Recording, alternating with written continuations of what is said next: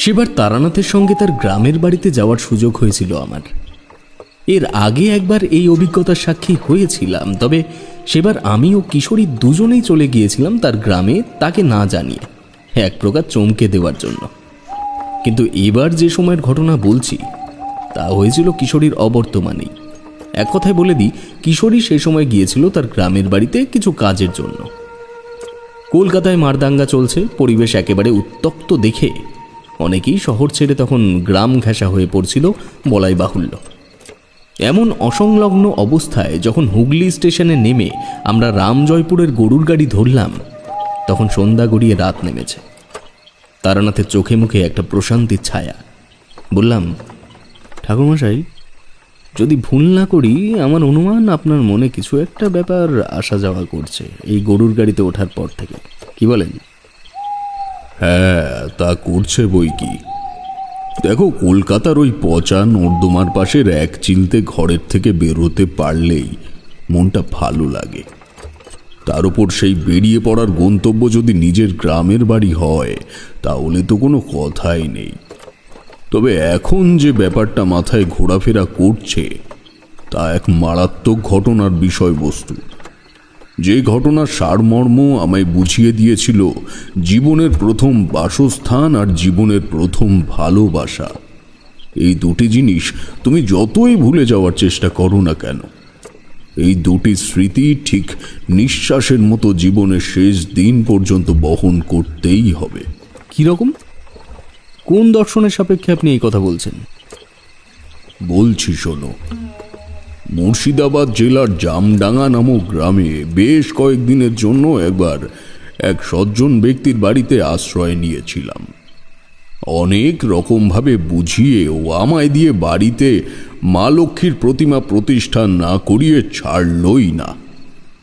বাড়ির সমস্ত নিয়মাবলী ও উপাচার মিটিয়ে অবশেষে তাদের কাছের থেকে অনুমতি পেলাম। আবার শুরু হয়ে গেল আমার সেই বাঁধা ধরা জীবন। পথে পথে ঘুরছি আর ভাবছি কি একটা কাজ যেন আমায় খুব শীঘ্রই করতে হবে, কিন্তু কি সেই কাজ তা কিছুতেই বোধগম্য হচ্ছে না। প্রায় একদিন টানা অবিশ্রান্ত হেঁটে অবশেষে যে গ্রামটিতে রাত কাটানো ছাড়া আর কোনো উপায় রইল না, সেই গ্রামের নাম নন্দনপুর।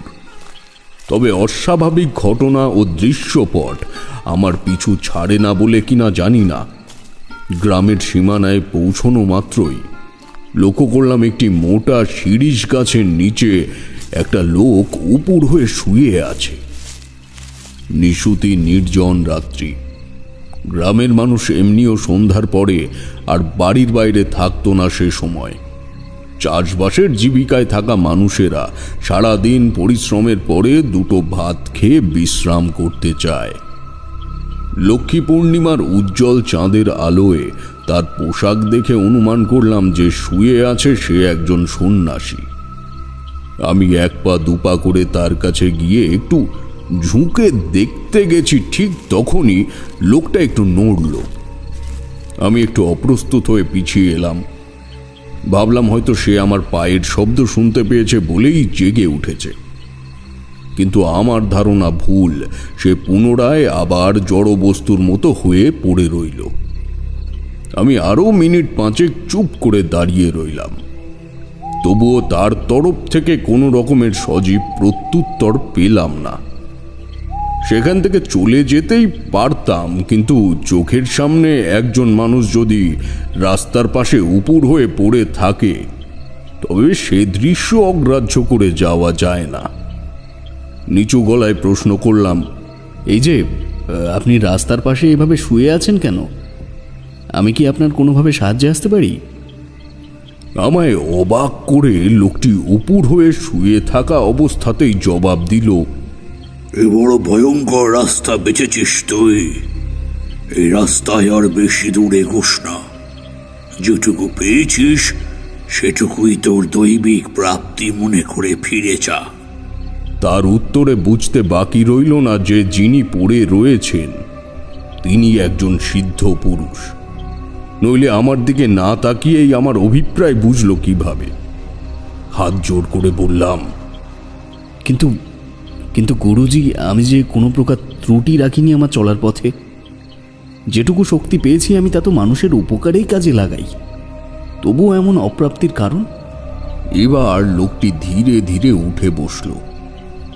তার নিষ্পলক দৃষ্টিতে দেখলাম একটা অস্থির নেশার ঘোর তার নেত্র যুগলে উন্মাদের মতো ছোটাছুটি করছে। সে আমার দিকে তাকিয়েছে ঠিকই, তবে তার দূরদৃষ্টি যেন আমায় দেখছে না।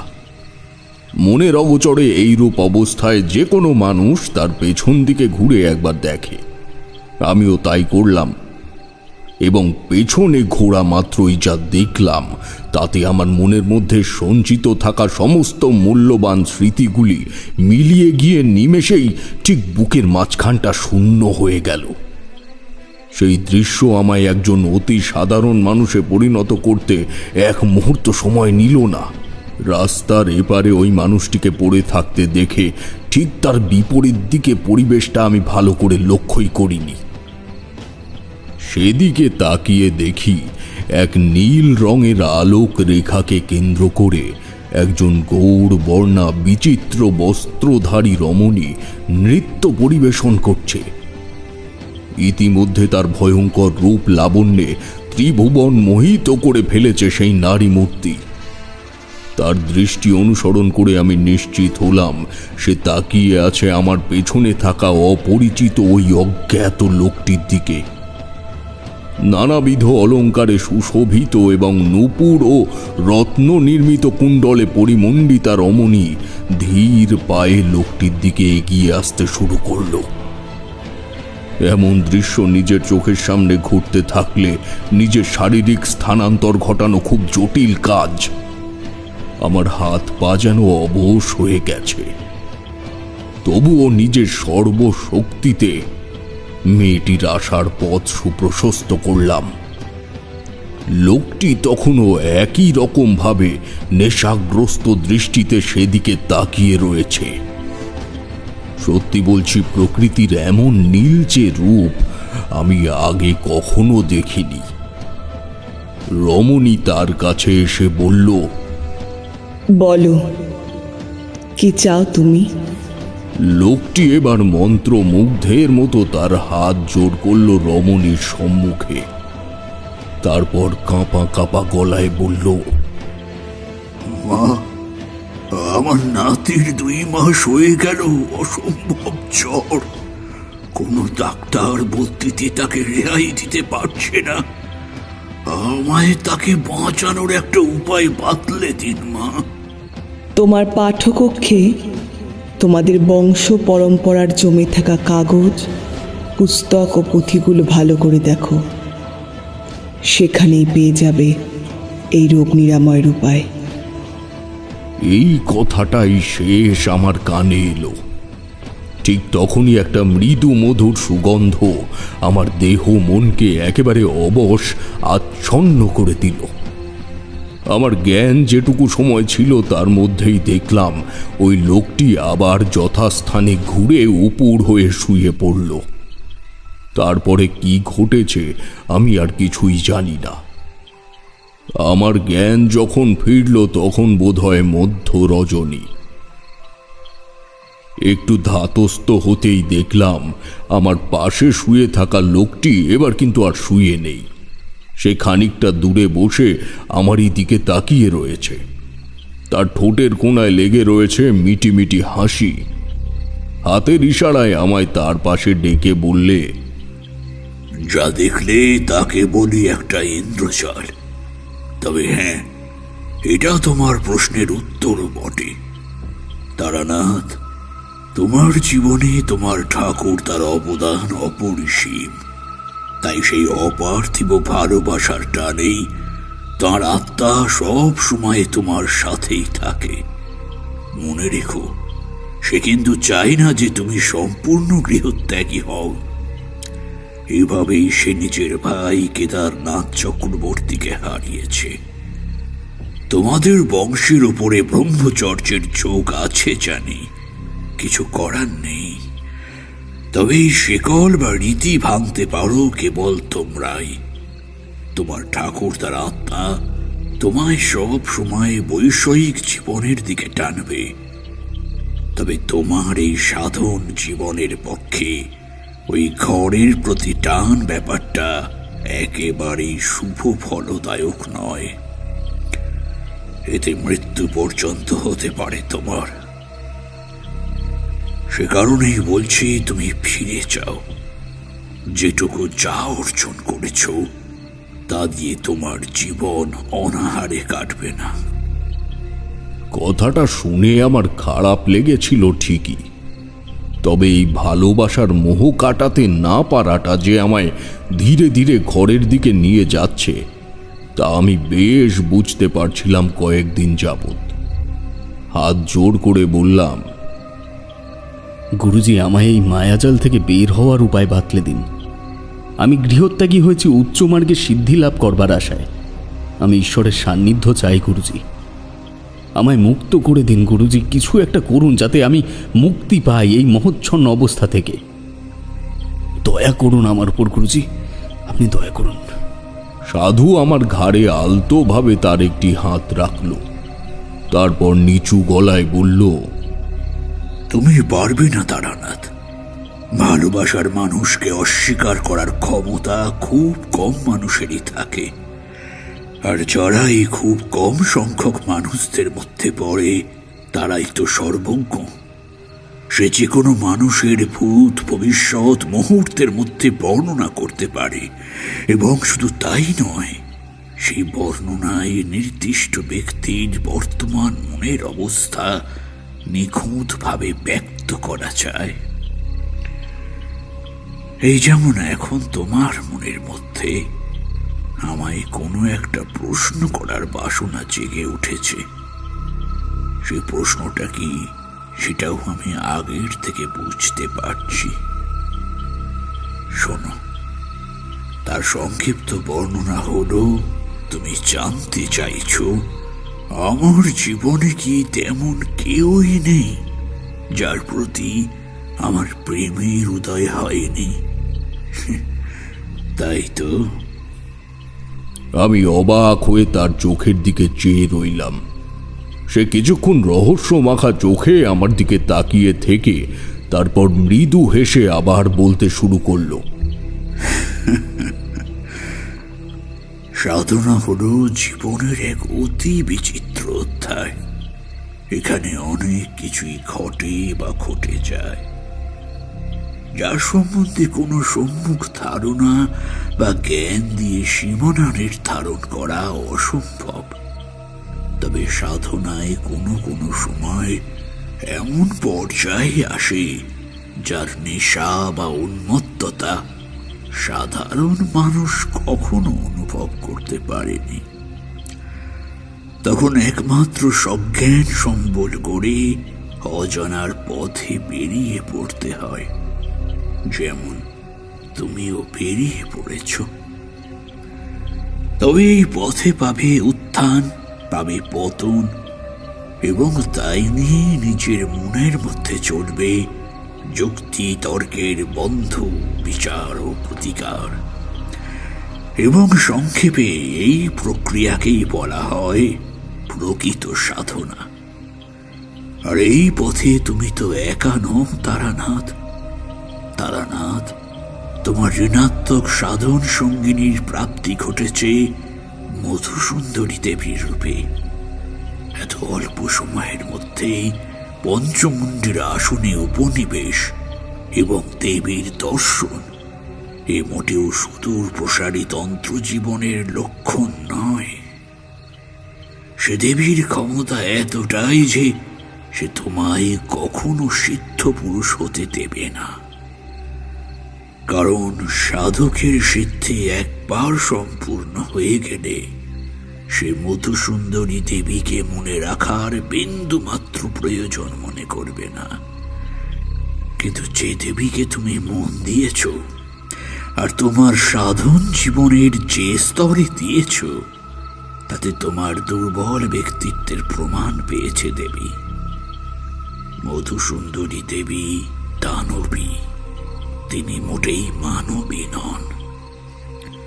তাহলে বুঝতে পারছো, তোমার সাধন জীবনের যে স্তরে দিয়েছ, তাতে তোমার দুর্বল ব্যক্তিত্বের প্রমাণ পেয়েছে দেবী। মধুসুন্দরী দেবী দানবী, তিনি মোটেই মানবী নন। তাহলে বুঝতে পারছো, তোমার সাধন জীবনের যে স্তরে দিয়েছ, তাতে তোমার দুর্বল ব্যক্তিত্বের প্রমাণ পেয়েছে দেবী। মধুসুন্দরী দেবী দানবী, তিনি মোটেই মানবী নন। কোন সম্পর্কের মায়াজালে তুমি অজান্তেই পা রেখেছ? কথাগুলি শুনে স্থানুর মতো আমি তার দিকে চেয়ে রইলাম। সত্যিই তো, যেই ভয়টা আমি পেয়েছিলাম, সাধুর কথায় সেই সম্ভাবনাটাই পরিণতি পেল। মধুসুন্দরী দেবীর সঙ্গে বরাকর নদীর তীরে ওই দিনগুলি কাটানোর পর থেকে আমি নিজের প্রত্যয়ের প্রতি অনেক দুর্বল হয়ে পড়েছিলাম।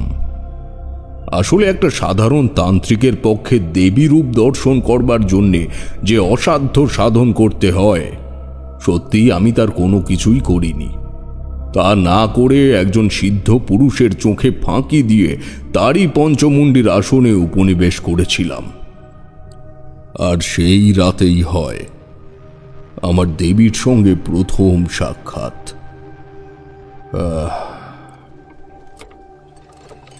তারানাথ থামল। অবশ্যই এই বিরতির অন্য একটা কারণও হতে পারে। আমাদের গরুর গাড়িটি হঠাৎ থেমে গেছে কোনো কারণে। বাইরে সনসনে হাওয়ার শব্দ শুনতে পাচ্ছি, বোধহয় ঝড় উঠতে চলেছে।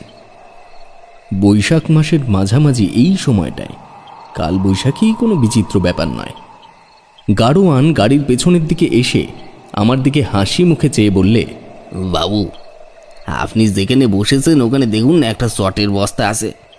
আকাশের যা অবস্থা, ঝড় বৃষ্টি হবে রোজ এই সময় কম বেশি প্রতিদিন হচ্ছে। ওই একটা চটের বস্তা আছে দেখুন, ওটা আমার একটু লাগবে। বৃষ্টি হলেই ওটা মাথায় দিয়ে বসতে হয়। এদিক ওদিক তাকিয়ে অবশেষে গাড়োয়ানের মাথায় দেওয়ার বস্তাটি নিজের আসন রূপেই আবিষ্কার করে একটু লজ্জিতই হলাম। গাড়োয়ান বস্তা নিয়ে চলে যাওয়ার পর আমি তারানাথকে বললাম, ঠাকুমশাই, তারপর কি হলো?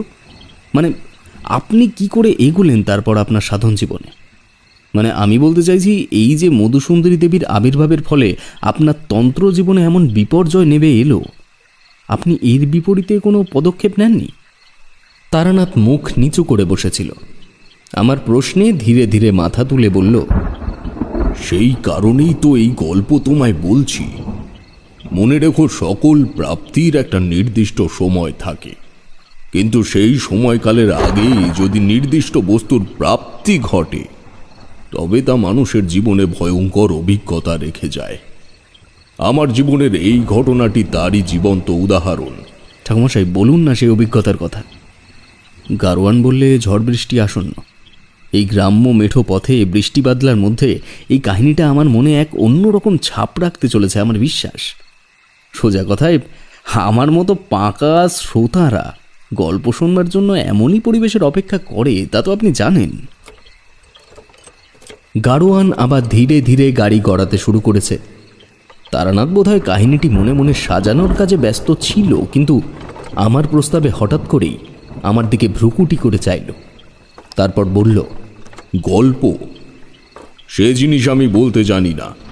আমি কেবল পারি আমার জীবনের বাস্তব অভিজ্ঞতাগুলিকে পরিস্থিতি ও আলোচনার নিরিখে তোমাদের সামনে তুলে ধরতে। কাজেই যদি গল্প শুনতে হয়, তবে সে বিষয়ে আমার কোনো অভিজ্ঞতা নেই। নিজের অজান্তেই তারানাথের মনকে ঈষৎ ক্ষুণ্ণ করে ফেলেছি, তা বেশ বুঝতে পারলাম। বললাম, না মানে আসলে ঠাকুরমশাই, সঠিক উপমার অভাবে হঠাৎ করে গল্প শব্দটা বেরিয়ে গেছে মুখের থেকে। যদি আপনার জীবনের কাহিনীগুলি সত্যিই নিছক গল্প মনে করতাম, তবে কি আর এই রামজয়পুরে যাওয়ার উদ্দেশ্যে আপনার সঙ্গী হওয়ার লোভটা আমায় পেয়ে বসত? আমার অধ্যত্ত ক্ষমা করুন ঠাকুরমশাই। বলুন ঠাকুরমশাই, তারপর কি হলো? তারানাথ চোখ বুজে কয়েক মুহূর্ত কিছু একটা ভাবল, তারপর বলল, আচ্ছা বেশ, শোনো, একটু কান দুটো সজাগ রাখবে। একেতেই নির্জন রাত্রি। আমি চাই না আমার এই ঘটনা তুমি ব্যতীত আর কেউ জানুক। কাজেই যাতে গাড়োয়ানের শ্রবণ সীমা পর্যন্ত আমার কণ্ঠ না পৌঁছয়, আমি সেভাবেই বলবো। প্রয়োজনে একটু এগিয়ে এসো এদিকটায়। আমি তাই করলাম। বুঝলাম এই কাহিনী এখানে কেবল আমি আছি বলেই তারানাথ বলতে চলেছে, নইলে কিশোরীর উপস্থিতি থাকলে সে নিশ্চয়ই অন্যভাবে বিষয়টাকে ঘুরিয়ে দিত। তারানাথ একটা পাসিং শোয়ে অগ্নিসংযোগ করে বলতে শুরু করল, তখন আমার বয়স কত হবে? এই 25 কি 26 বছর। সেই সময় আমি অপরিণত বুদ্ধিসম্পন্ন নির্বোধ এক যুবক মাত্র, কিন্তু শরীরে রাগ ও জেদের বিন্দুমাত্র অভাব ছিল না। সাধুর কথা শুনে মনের মধ্যে তীব্র এক জেদের উদয় হলো। মনে মনে ঠিক করে নিলাম এই মধুসুন্দরী দেবীর প্রেমের মায়াজাল থেকে আমায় যেভাবেই হোক মুক্তি পেতেই হবে, এবং সেই পথ আমায় সাধুই দেখাবেন। তাকে সবিনয়ে বললাম, গুরুজি, আমায় এই মর্মান্তিক প্রণয়ের হাতের থেকে রক্ষা করুন। এর জন্য যা করতে হয় আমি তা করতে রাজি। একবার আমায় প্রায়শ্চিত্ত করবার সুযোগ করে দিন। আমার কথা শুনে সাধুজি খানিক চুপ করে রইল, তারপর বলল, দেখো তারানাথ, তোমার কপালে ও শরীরে তন্ত্র সাধনার সমস্ত লক্ষণ বর্তমান, তাই এই কথাগুলো আমি তোমাকে বলছি। যদি তুমি এই পর্যায়ে চলতে থাকো তাহলেও কিছু উচ্চ মার্গের সাধু সঙ্গ পাবে, কিন্তু তোমার উচ্চ পর্যায়ে সিদ্ধি লাভ হবে না। তবে এখন যে কার্য তুমি করতে চাইছো তা সম্পূর্ণ তোমার নিয়তির বিপরীতে। কাজেই আমি তোমায় পথ বাতলে দিলেও সফলতার কোনো নিশ্চয়তা আমি তোমায় দিতে পারবো না। এবার বলো, তুমি কি রাজি? প্রথমেই যা বললাম, একজন গৃহত্যাগী উচ্চ মার্গের তন্ত্র সাধক হওয়াই ছিল আমার প্রধান লক্ষ্য, এবং সেই মুহূর্তে আমার ওই প্রত্যয় আমাকে তীব্রভাবে বিদ্রূপ জানাচ্ছিল। আমি দৃঢ় স্বরে বললাম, আমি রাজি গুরুজি, আপনি বলুন আমায় কি করতে হবে। বেশ, শোনো তবে। প্রেমের মৃত্যু শুধু প্রেম দিয়েই সম্ভব, আর তোমার প্রেমের স্রষ্টা যখন একজন দেবী, সেই অর্থে তাকে সরাতে গেলে তোমাকে অন্য এক দেবীকে নিজের প্রেমিকা হিসেবে ধারণ করতে হবে। আমি স্তম্ভিত হয়ে গেলাম এই প্রস্তাবে। কৌতূহলী দৃষ্টিতে সাধুর দিকে চেয়ে বললাম, গুরুজি, কি সেই দেবী? সাধুর শান্ত চোখে এক সুপ্ত বিস্ফোরণ ঘটে গেল। চোয়াল শক্ত করে বলল, তোমায় সাধনা করে দেবী কুণ্ডলিনীকে জাগ্রত করতে হবে। তোমার আত্মা যেমন ঋণাত্মক সঙ্গিনীকে সাধনার মাধ্যমে অর্জন করেছ, ঠিক তেমনি তোমারই আত্মা দিয়ে তৈরি হবে এক ধনাত্মক শক্তি।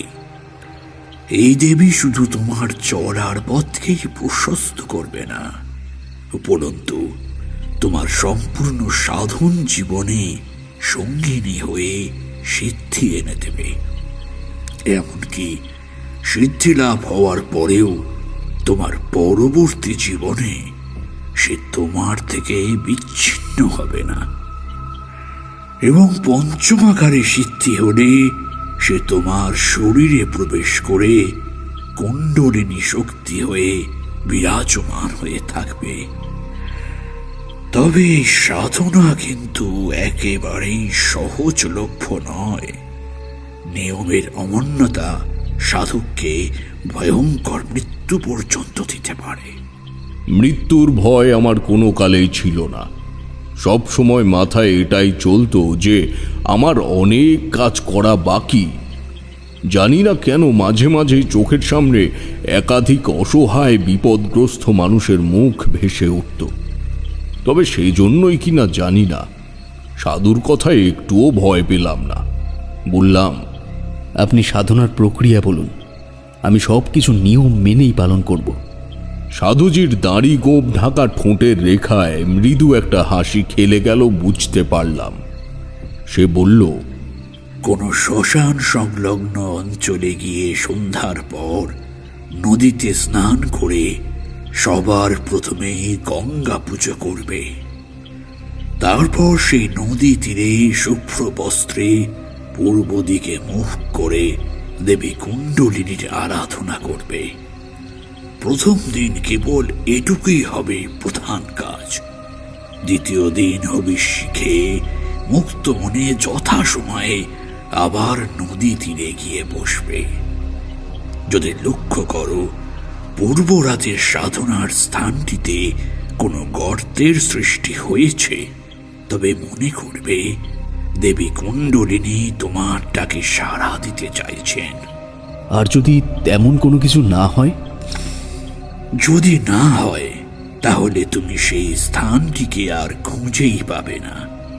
নদীর জল জোয়ারের আকারে ফুলে উঠে সেই স্থানটিকে আবৃত করে রাখবে। তবে মনে রেখো, হবিষ্যেরই তবেই নদী তীরে যেও, অন্যথা যেও না। দ্বিতীয় দিন আসনে বসার পূর্বে ওই গর্তের চারিদিকে ধূপ ধুনো জেলে প্রথমে জায়গাটিকে পবিত্র করে নেবে। মনে রেখো, ওই রাতটি নির্ধারণ করবে তোমার বাকি জীবনের চলার পথ। আসনে বসে মুক্ত নেত্রে সাধনার বীজ মন্ত্র জপ করতে হবে। সহজ কথায় বলে রাখি, এই রাতে এমন অনেক কিছুই দেখবে যা এর আগে কোনোদিনও দেখোনি। পরদিন সকালে যদি দেখো সেই গর্তটি এত সবের পরেও অক্ষত আছে, তাহলে বুঝে নিও তোমার কুণ্ডলিনী সাধনায় সিদ্ধি লাভ ঘটেছে। সেদিনের থেকেই তুমি এক সঙ্গিনীকে নিজের সঙ্গে পাবে, যে তোমায় উচ্চ মার্গের সাধক না বানিয়ে ছাড়বে না। সেদিন এটুকু বলেই সাধনার বীজ মন্ত্র শিখিয়ে দিয়ে সাধু স্থান থেকে প্রস্থান করল।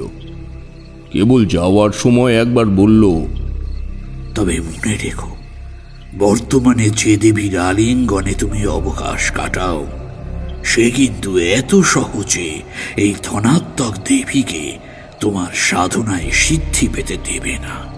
প্রয়োজনে সে সাধককে মেরেও ফেলতে পারে। আমি সেদিন বাকি রাতটুকু ওখানেই থাকলাম। সাধুর কাছেই শুনেছিলাম ওই গ্রামে কোনো শ্মশান নেই। আশেপাশের 3টি গ্রামের মানুষ যায় তালদিঘির শ্মশানে। যে শ্মশান আমি যে স্থানে ছিলাম তার থেকে মাইল 3 পথ। সে কারণেই ভোর হতেই হাঁটা শুরু করলাম তালদিঘির শ্মশানের উদ্দেশ্যে।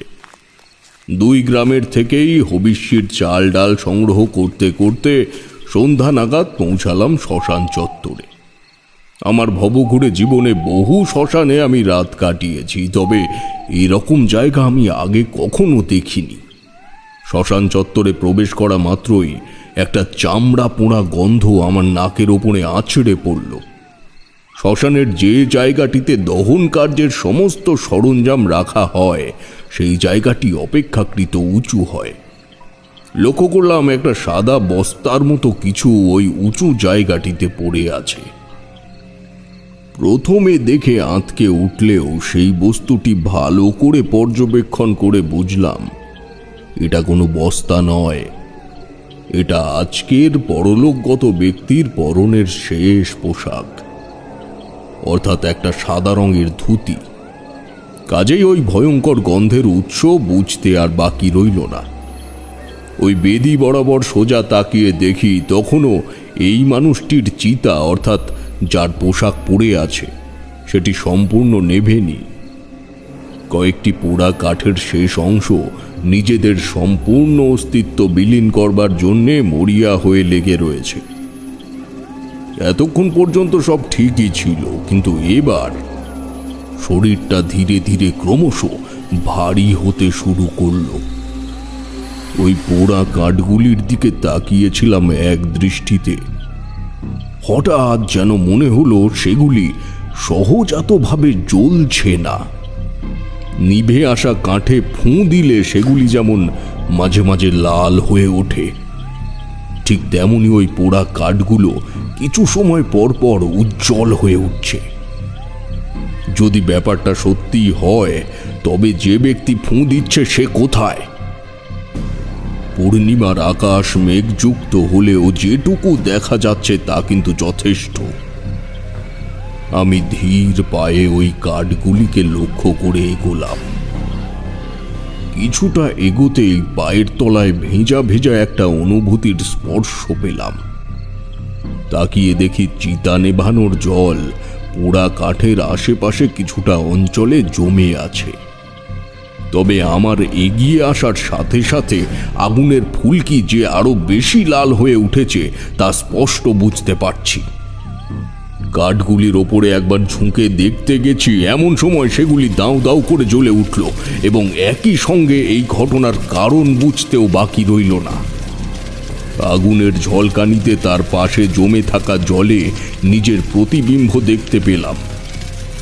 সেই প্রতিবিম্বে আমি কিন্তু শুধু সেখানে একা নই, স্পষ্ট দেখতে পেলাম আমার কাঁধে বসে কাঠগুলির উদ্দেশ্যে ফুঁ দিয়ে চলেছে একটি আধপোড়া মহিলা। আমি এক মুহূর্তও দেরি না করে এক দৌড়ে নদীতে নেমে পড়ে একটা ডুব দিলাম।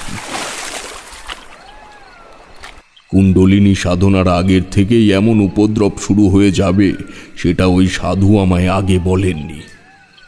কোমর জলে দাঁড়িয়ে মরা চাঁদের আলোয় নিজের প্রতিবিম্ব দেখবার চেষ্টা করলাম আবার, কিন্তু এবার নিজের কালো ছায়ামূর্তি ছাড়া অন্য কিছুই দেখতে পেলাম না।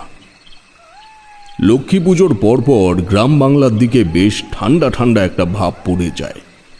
ভেজা গায়ে সনসনে হাওয়ায় শরীরটা কেঁপে উঠল কয়েকবার।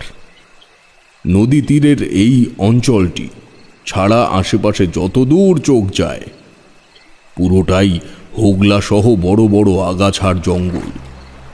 আমি ভেজা গায়ে হাঁটু জলে দাঁড়িয়ে গঙ্গা পুজো সারলাম। সদ্য পাদং সংহন্তি সদ্য দুঃখ বিনাশিনী সুখদা মুখ্যদা গঙ্গা গঙ্গৈব পরমাগতি ওং ধয়োদ গঙ্গাং শুক্লবর্ণাং নানালঙ্কার। পূর্ণিমার চাঁদের আলো তখন প্রায় ম্লান হয়ে এসেছে। নদীর ওপারে কোনো অজানা গ্রামের ওপর একটা তীব্র বিদ্যুতের ঝলক খেলে গেল। আমি প্রাথমিক প্রক্রিয়া সেরে দুটো ধূপ জেলে পদ্মাসনে বসে পড়লাম। কুণ্ডলিনী দেবীর আরাধনায় তখন প্রায় মগ্ন হয়ে গিয়েছিলাম। এমন সময় কানে এলো মরা পোড়াতে আসার অর্থাৎ শেষকৃত্যের ধ্বনি। বুঝলাম শ্মশানে নতুন মরা এসেছে। আমি অপেক্ষাকৃত পরিষ্কার জায়গাটায় বসেছিলাম, তাই হঠাৎ মনে হলো এই জায়গা থেকেই তো সব দেহ স্নান করাতে নিয়ে যাবে। এমন সময় যদি তারা দেখে যে একটা লোক নদীতে যাওয়ার পথের ওপর বসে ধ্যান করছে, তাহলে তারা ঝামেলা সৃষ্টি করতে পারে। ধ্বনি ধীরে ধীরে আমার দিকে এগিয়ে আসছে দেখে যেই উঠে দাঁড়িয়েছি, এমন সময় হঠাৎ সব কেমন শান্ত হয়ে গেল। চারিদিকে তাকিয়ে দেখলাম কোথাও তো কিছুই নেই। পুরো শ্মশান চত্বর সম্পূর্ণ জনশূন্য। বুঝতে বাকি রইল না, বিপরীত শক্তি কঠোরভাবে আমায় সাধনাচ্যুত করবার কাজে লিপ্ত হয়ে পড়েছে। নিজের ওপর প্রচণ্ড রাগ হলো। যে দেবীর মোহে আচ্ছন্ন হয়ে দিনের পর দিন উন্মাদের মতো বরাকর নদীর তীরে পড়েছিলাম, আজ সেই সঙ্গিনী আমার উচ্চ সাধনার পথে সব থেকে বড় বাধা হয়ে দাঁড়িয়েছে। আসলে কি বলতো, ভালোবাসার বন্ধন মানুষকে ক্রমশ দুর্বল মনস্ক করে ফেলে। না হলে আমি সত্যি সাধনার অনেক ওপরের মার্গ পর্যন্ত যেতে পারতাম। তারানাথ চুপ করে গেল। ওর ঝাপসা হয়ে আসা চোখের সামনে যে ওই অপার্থিব সুন্দর দেবীর কোমল রূপ আবার ভেসে উঠেছে, তা তার এক দৃষ্টিতে ছইয়ের থেকে বাইরের দিকে তাকিয়ে থাকা পর্যবেক্ষণ করা দেখলেই বোঝা যায়। গাড়োয়ানের কথা মতো বাইরে বৃষ্টি শুরু হয়েছে ঝমঝম করে। প্রকৃতি গরমের দগদগে অবস্থার পরে বৃষ্টির শীতলতা পেতে একেবারে যেন নিস্তব্ধ হয়ে রাতে ঘুমিয়ে প্রস্তুতি নিচ্ছে। আমি বাইরের দিকের থেকে একবার চোখ বুলিয়ে এনে তারানাথকে বললাম, ঠাকুরমশাই, তাহলে এরপর কি হলো? এই সাধনায় আপনার সিদ্ধিলাভ হয়নি? তারানাথ অন্য মনস্ক হয়ে পড়েছিল। আমার কথায় সে প্রকৃতিস্থ হলো, বলল, হ্যাঁ হয়েছে, তবে এই সাধনায় সিদ্ধি লাভ করতে আমায় যে অভিজ্ঞতার শিকার হতে হয়েছে তার বর্ণনা হয়তো অতটা নিপুণভাবে আমি করতে পারবো না। এমনিতেই এই কাহিনী তোমার কাছে বলতে আমার খুব সংকোচ বোধ হচ্ছে, তবে শুরু যখন করেছি তখন শেষটাও শোনো। তারানাথ একবার কর্মরত গাড়োয়ানের দিকে তাকিয়ে আবার বলতে শুরু করল, এই রাতে পুনরায় আবার আগের জায়গায় বসে দেবী কুণ্ডলিনীর আরাধনা শুরু করলাম। সারা রাত নির্বিঘ্নে সাধনা চললেও ভোরের দিকে আমার একবার মনে হলো পেছনে ঝোপের ভেতর থেকে চাপা স্বরে কোনো একটা মেয়ে মনে হয় কাঁদছে। সে কান্নায় যন্ত্রণা নয়, কেমন যেন একটা বায়নার সুর জড়িয়ে আছে। আরো কঠোরভাবে দেবী কুণ্ডলিনী সাধনায় মনোনিবেশ করলাম। আমি সব সাধনার মতো ভয়ঙ্কর সাধনায় বসেছি, সে অভিজ্ঞতার থেকেই বলছি। কুণ্ডলিনী সাধনায় একজন সাধকের সাথে যেরূপ অলৌকিকতার খেলা চলে তা সব সাধনার থেকে অনেক ভয়ঙ্কর। ভোরের আলো ফোটার সাথে সাথে আমি আরাধনার আসন ছেড়ে উঠে পড়লাম। মনের জড়তা কাটাবার জন্য একবার পেছনের জঙ্গলটার কাছে গেলাম। দেখি একটা ছোট হলুদ রঙের ছেঁড়া জামা আর কিছু বালিশ কাঁথার ছেঁড়া অংশ ছাড়া সেখানে আর অন্য কিছুই নেই। একটা কুকুর সেই কাপড়ের টুকরোগুলিকে নিয়ে টানাটানি করছে। আমি আবার শ্মশানের দিকটায় চলে এলাম। কয়েকটা শুকনো কাঠ জোগাড় করে একটা গর্ত করে মাটির সরা চাপিয়ে দিলাম তার উপরে। তারপর আগুন জ্বেলে ভিক্ষে হিসেবে জোগাড় করে আনা চাল ধুয়ে ছেড়ে দিলাম ফুটন্ত জলে। হবিষ্যি খেয়ে আমায় আবার নদী তীরে যেতে বলেছিল সাধু। সে এও বলেছিল যে যদি হবিষ্যি খেয়ে পুনরায় সাধনার স্থানে ফিরে গিয়ে দেখি কোনো রকমের গর্তের সৃষ্টি হয়েছে, তাহলে বুঝে নিতে হবে দেবী কুণ্ডলিনী আমার আরাধনায় তুষ্ট হয়েছেন।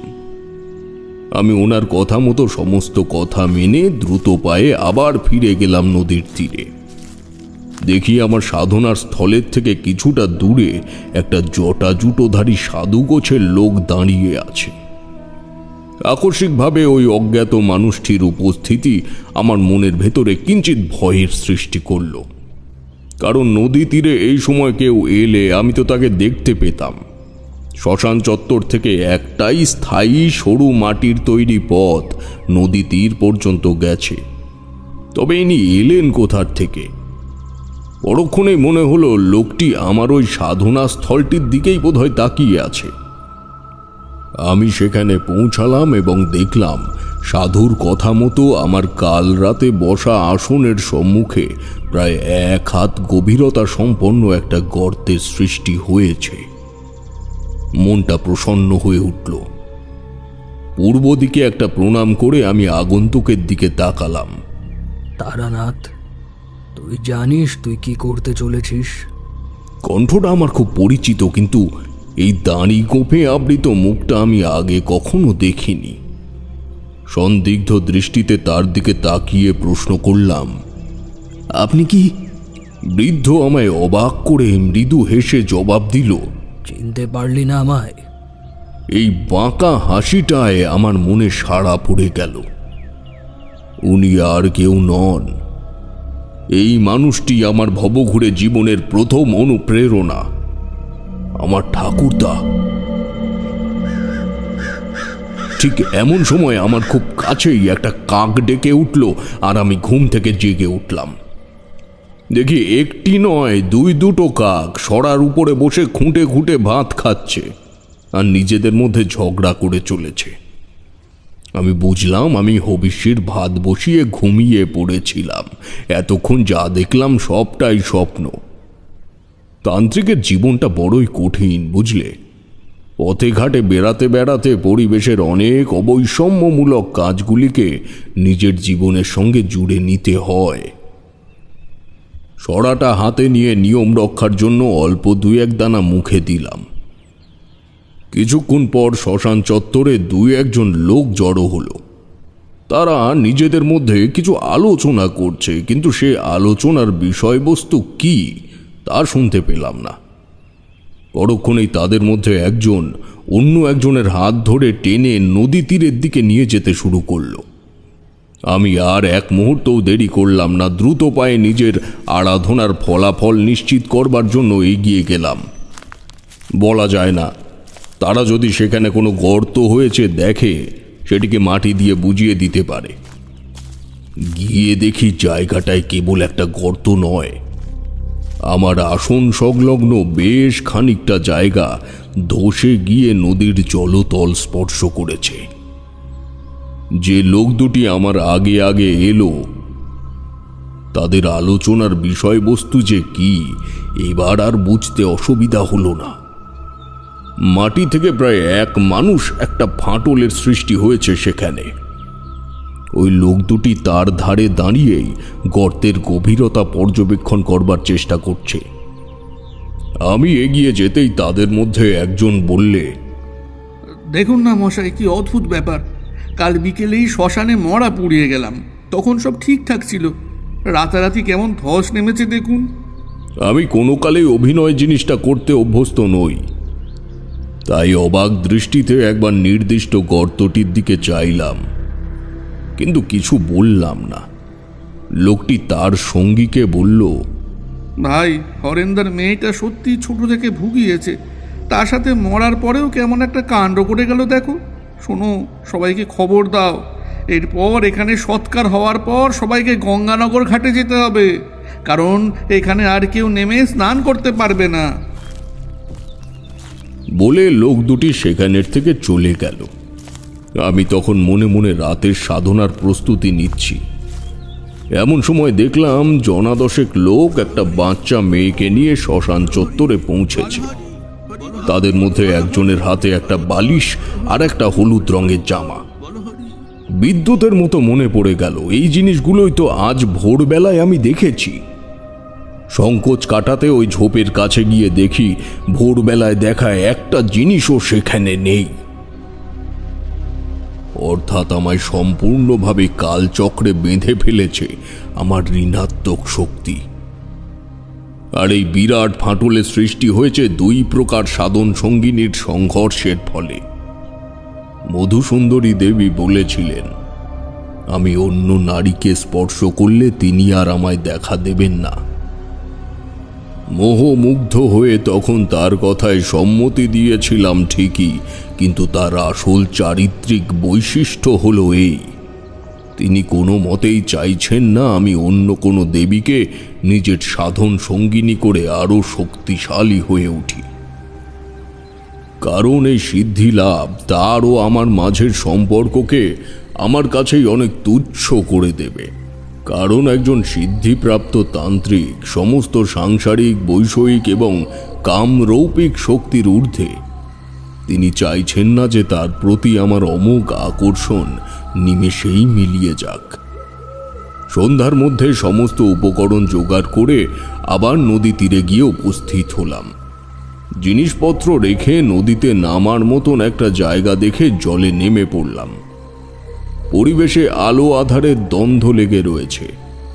ঘন ঘাস বনের ফাঁকে ফাঁকে জোনাকিরা জল জল করে প্রমাণ দিচ্ছে যে আমি কেবল সেখানে একা নই।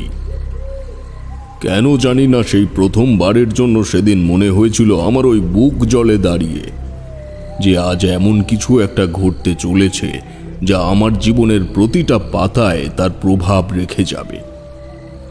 কয়েকটা ডুব দেওয়ার পর হঠাৎ লক্ষ্য করলাম ঘাটের ওপরে যেখানে আমি প্রয়োজনীয় সামগ্রী রেখে জলে নেমেছি তার আশেপাশে একটা শেয়াল ঘোরাঘুরি করছে। কাজেই স্নান সেরে উঠে পড়লাম দ্রুত।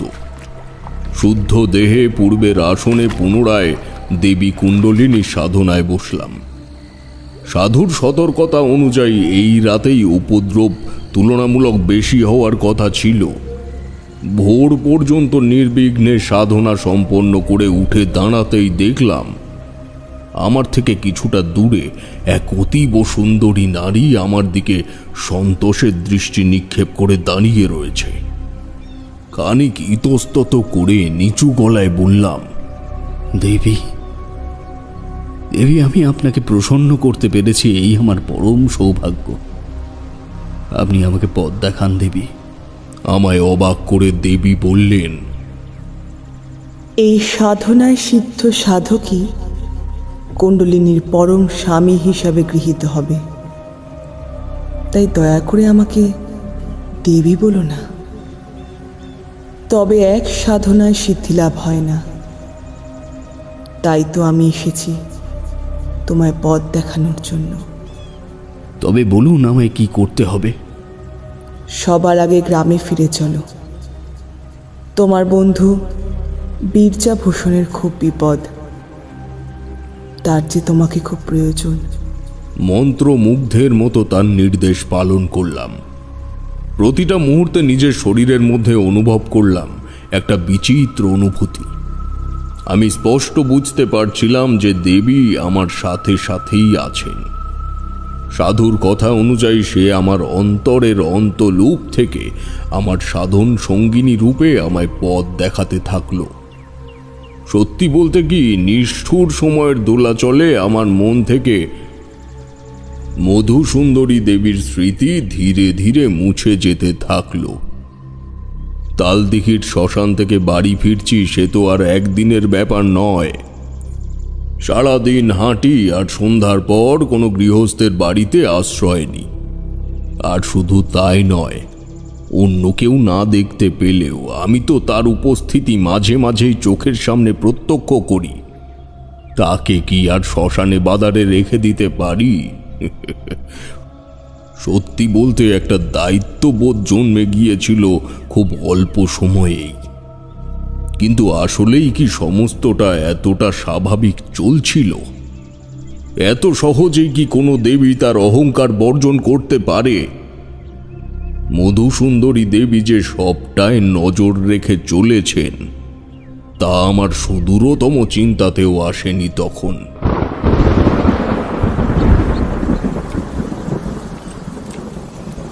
তারানাথ হঠাৎ থেমে গেল।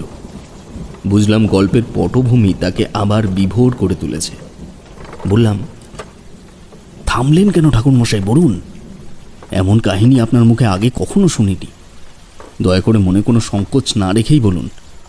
এর থেকে যে কতটা জ্ঞান লাভ হচ্ছে তা আপনাকে বলে বোঝাতে পারবো না। তারানাথের অবস্থা দেখে বুঝলাম সে মানসিকভাবে খুব দুর্বল হয়ে পড়েছে হঠাৎ। এই কাহিনী যে সত্যিই খুব অসহনীয় তার বলার অপেক্ষা রাখে না। তারানাথ তার চোখের ওপরে দুই হাত একবার বুলিয়ে নিয়ে আবার বলতে শুরু করল। দিনটা আমার স্পষ্ট মনে আছে। 17ই আশ্বিন, বৃহস্পতিবার। রামজয়পুর গ্রামে গিয়ে পৌঁছালাম। আর 21শে আশ্বিন সোমবার ছিল বীরজাভূষণের কাকার মেয়ের বিয়ে। তবে সে কথা জানতে পেরেছিলাম আমি বাড়িতে যাওয়ার পরেই। আমার সাধন সঙ্গিনীর কথা অনুযায়ী বীরজার নাকি খুব বিপদ। তাই দেরি না করে সেদিন সন্ধ্যাবেলাতেই তাদের বাড়িতে গেলাম। ওই বাড়ির সীমানায় পা রাখা মাত্রই আমি টের পেলাম বিপদের আশঙ্কা। এবং শুধু বিপদের আশঙ্কাই নয়, আমি এও বুঝতে পারলাম এই বাড়িতে খুব শীঘ্রই স্বজন বিয়োগ ঘটতে চলেছে।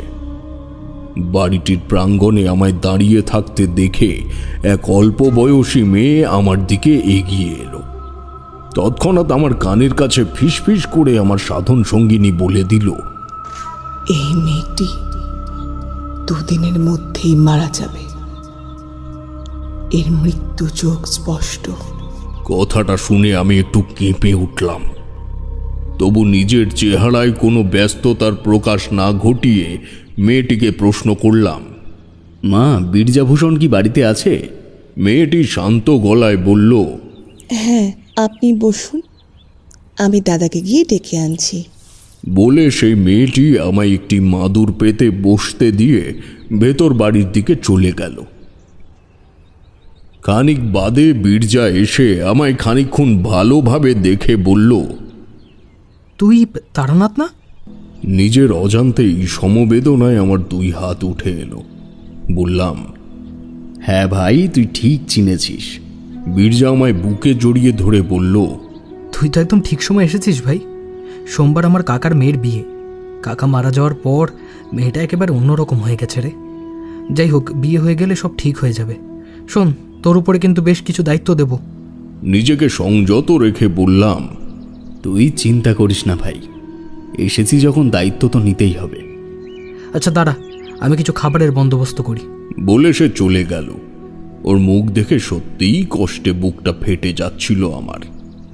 আমার স্কুলের সহপাঠী এই বীরজাভূষণ, তাকে কি করে বলি যে ভাই তোর কাকার মেয়েটি আগামী 2 দিনের মধ্যেই মারা যাবে?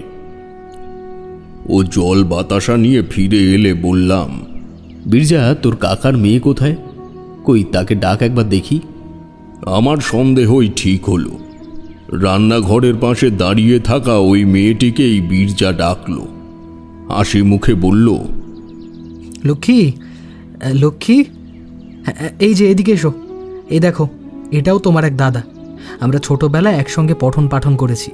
নাও, প্রণাম করো। মেয়েটি আমার পায়ে হাত দিয়ে নমস্কার করে মাথা নিচু করে সেখানের থেকে চলে গেল। বুঝলাম কিছু একটা ব্যাপার ওই মেয়েটি গোপন করতে চাইছে।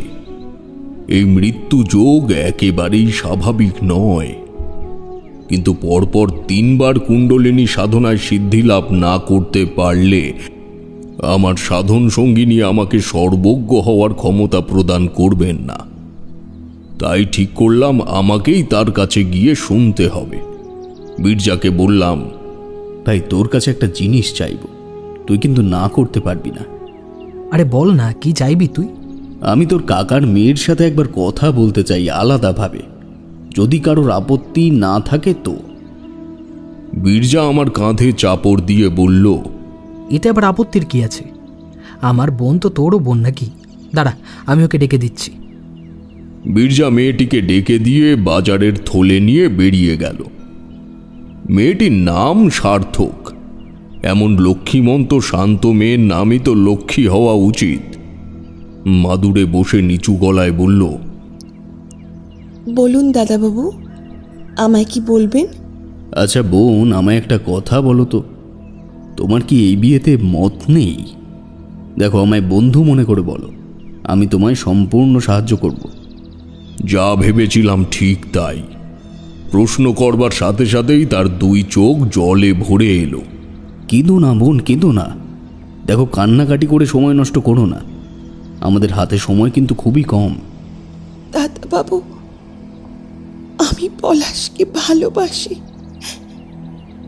পলাশের সাথে ছাড়া অন্যত্র বিয়ে হলে আমি আত্মহত্যা করব।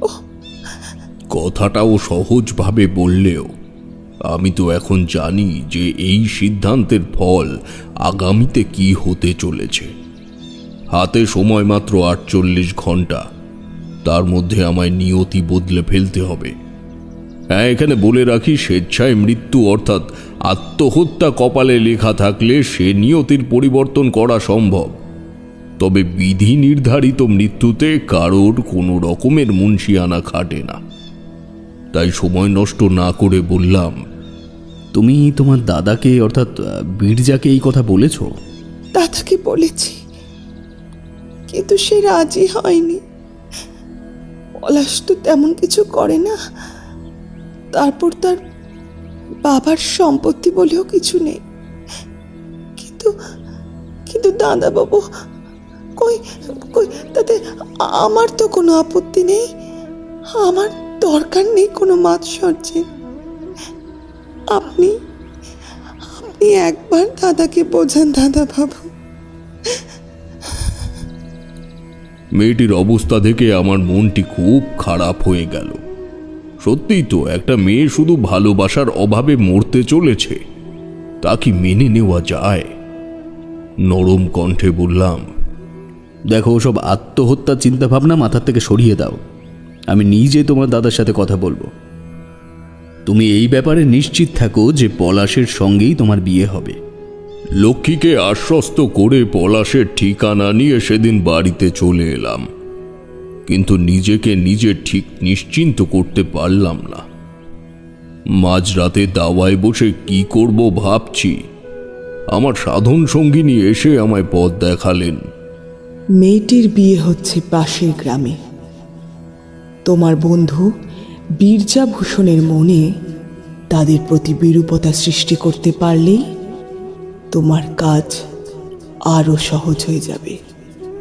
এজন্যেই বলে, নারী শক্তির ওপরে বিশ্বাস রাখলে ধরনীর যে কোনো সম্পর্ককে বেঁধে রাখা সম্ভব। তিনি এই কথা না বললে আমার দূর দূরান্তের চিন্তায় এই সমাধানের উদ্ভব হতোই না।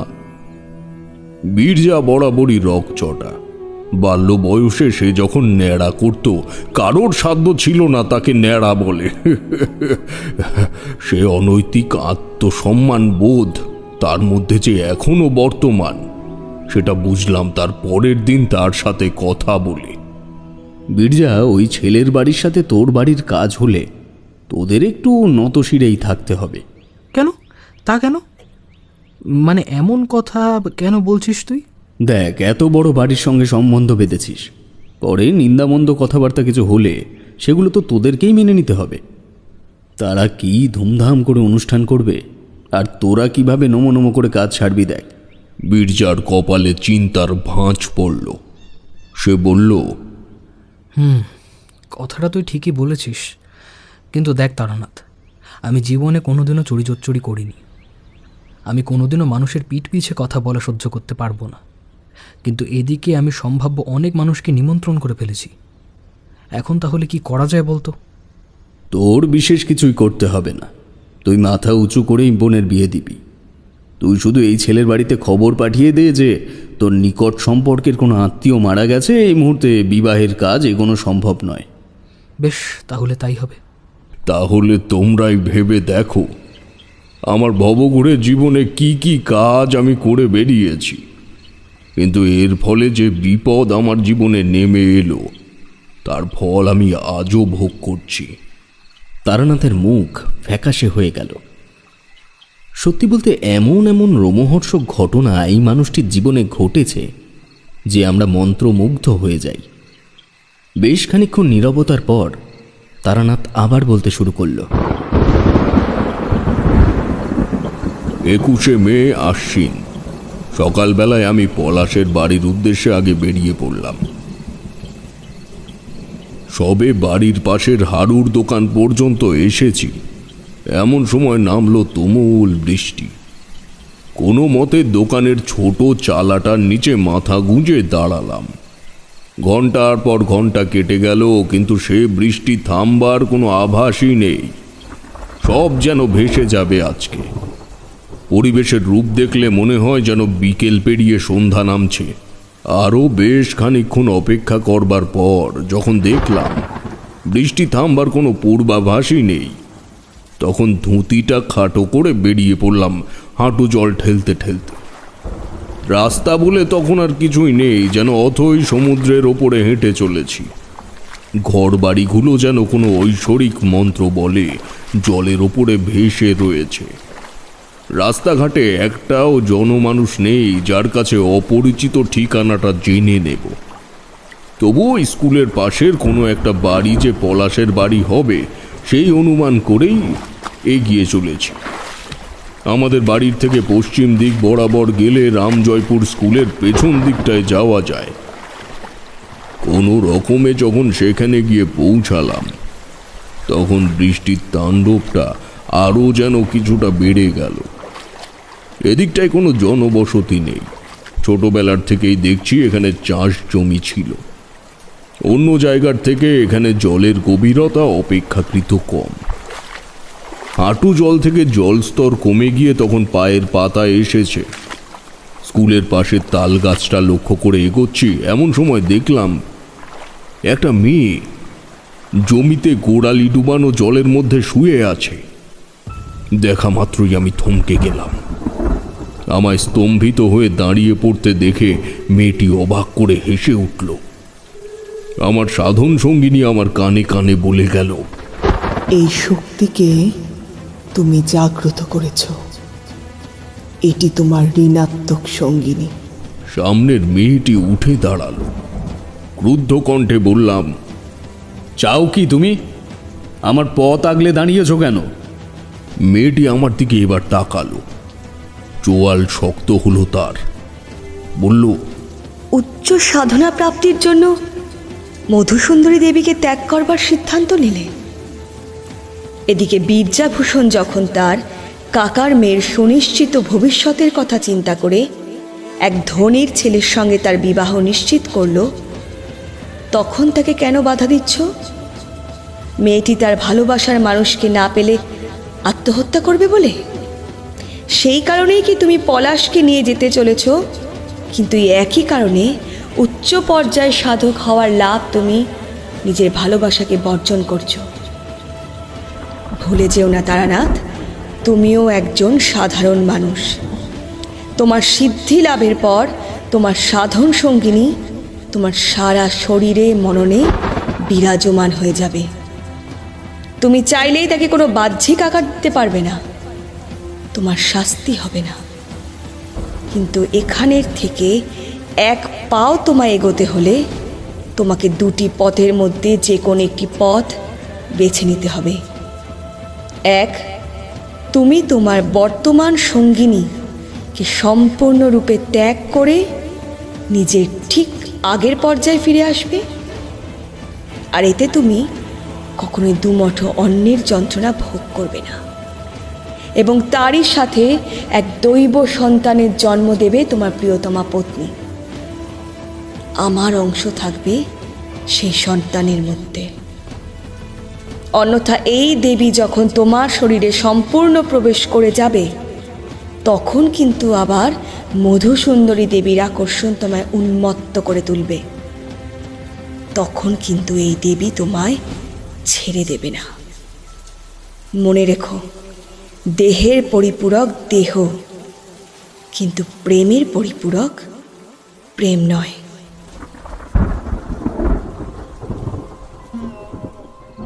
মধুসুন্দরী দেবীর কথাগুলো আজও আমার কানে বাজে। যাই হোক, বলাই বাহুল্য সেদিন আমি দেবীর কথা মতোই কাজ করেছিলাম। যতই যাই বলো না কেন, মননের নারী সামনে না এলেও শুধুমাত্র আড়াল থেকে তার কণ্ঠ শুনলেও মনের ভেতরটা মুগ্ধ হয়ে ওঠে। পলাশকে সেদিন নিয়ে এসেছিলাম বীরজার বাড়িতে। প্রথম প্রথম সকলে একটু নিমরাজি থাকলেও পরে সকলেই মেনে নেয় ওদের বিয়েটা। চলো, আজ আমার সঙ্গে যাচ্ছ তো রামজয়পুরে? তোমাকে সঙ্গে করে নিয়ে যাব লক্ষ্মীর শ্বশুর বাড়ি। সত্যি বলছেন ঠাকুরমশাই? আরে আমার তো এখন থেকেই মনের মধ্যে কেমন উন্মাদনা বোধ হচ্ছে। তারানাথ মৃদু হেসে চুপ করে গেল। তারানাথের মুখে শোনা চরিত্রগুলিকে চোখের সামনে দেখতে পাওয়ার উত্তেজনাটা যে কতটা, সেটা কিভাবে আর ভাষায় লিখে বর্ণনা করি বলো। পরে তারানাথের মুখে জেনেছিলাম, যদিও সেটি অন্য একটি গল্পে, তা হল সত্যিই মধুসুন্দরী দেবীর আশীর্বাদ নিয়ে চারির জন্ম। এমনকি দেবী সেদিন ওই বৃষ্টির দিনে যে মেয়েটির রূপে তারানাথকে দেখা দিয়েছিল, চারিকে দেখতেও নাকি অনেকটাই তেমন। যাই হোক, পলাশের বাড়িতে গিয়েছিলাম তারানাথের সঙ্গে। এমনকি লক্ষ্মীকেও দেখলাম এবং তাদের একমাত্র ছেলে বিল্টুকেও। তারানাথের মুখে যে মানুষগুলিকে যুবক যুবতী ভেবে কল্পনা করেছিলাম, এক রাতের পরেই যখন সেই মানুষগুলির সন্তান সহযোগে চোখের সামনে জীবন্ত রূপ নেয়, সে অপ্রস্তুত অবস্থা কী প্রকার হতে পারে বলুন তো আপনারা?